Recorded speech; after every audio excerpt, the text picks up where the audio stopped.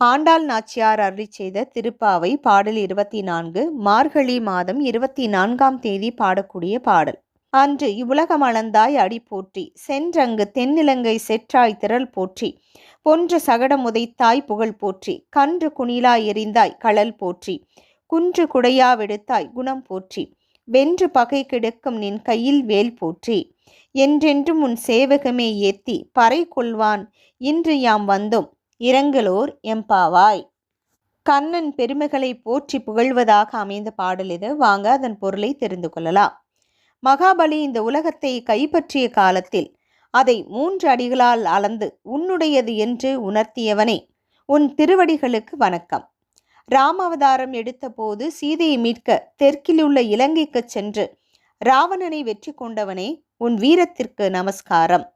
சக்கர வடிவில் வந்த சகடன் என்ற அசுரனை ஒரே உதையில் வீழ்த்தியவனே, உன் புகழுக்கு வந்தனம்.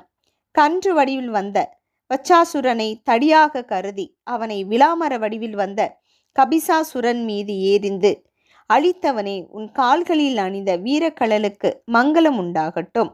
கோவர்த்தனகிரியை குடையாக்கி ஆயர்குலத்தவரை இந்திரன் அனுப்பிய மழையில் இருந்து காத்தவனே, உன் இரக்க குணத்துக்கு தலை வணங்குகிறோம். பகைவர்கள் எவ்வளவு பலவான்களாயினும் அவர்களை உன் கையில் உள்ள வேலால் அழித்தவனே, அந்த வேலாயுதத்துக்கு நமஸ்காரம். உன் வீர செயல்களை பாடி உன் அருளை பெறுவதற்கு இப்போது நாங்கள் வந்துள்ளோம். எங்கள் மீது இரக்கம் காட்ட வேண்டுகிறோம்.